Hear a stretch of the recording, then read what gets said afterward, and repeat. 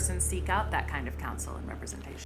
My advice is as early as possible. You know, I actually think that I like to joke around with people that I say, just for me, and I'm not a founder, but I like to think of who's on Team Doug, meaning who are the people that are kind of supporting me professionally as a small business owner and lawyer. I mean, I've got a whole range of people that are advising me on different things.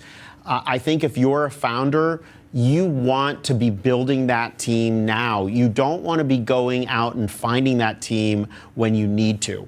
And I want to give two examples of that, of recent things. I recently had an issue with a founder who was accused of doing something he didn't do. And he was accused of this by someone else who he works with. And if he didn't have, he actually went to two people for advice. He went to me for advice, and he went to a lawyer who represented one of his companies in the past. And both of us gave the exact same advice. But the moral of the story was he had built relationships with experts that were able to advise him and give him great advice, which ended up leading him to a certain course of action, which allowed him to deal with that situation where it became a non-issue. But I think if he didn't have that expertise, he might have gone in a different direction and made it worse. Right. So if my advice to a founder would be build your team.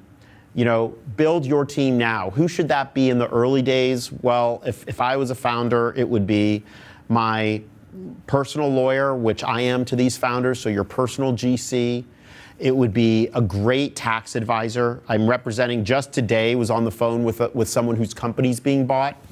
And this is going to be a person who's going to go from, you know, someone who's never really had any significant net worth to a very wealthy guy overnight.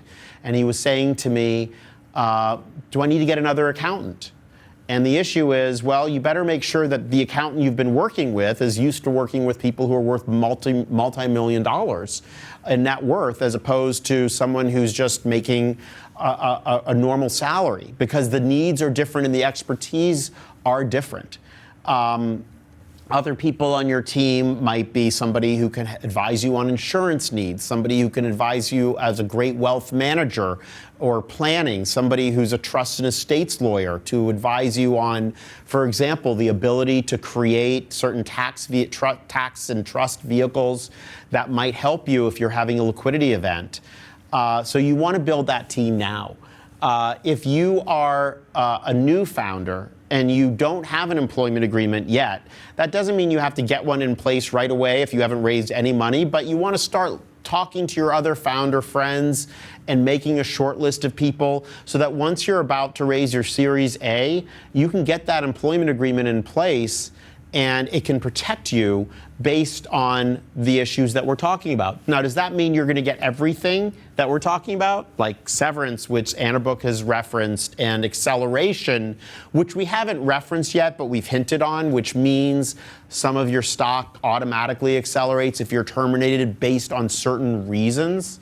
No, you're not going. Nobody gets everything unless you're somebody with extreme market power, but it's a negotiation. So you want to be prepared for that negotiation and have those people in your corner now.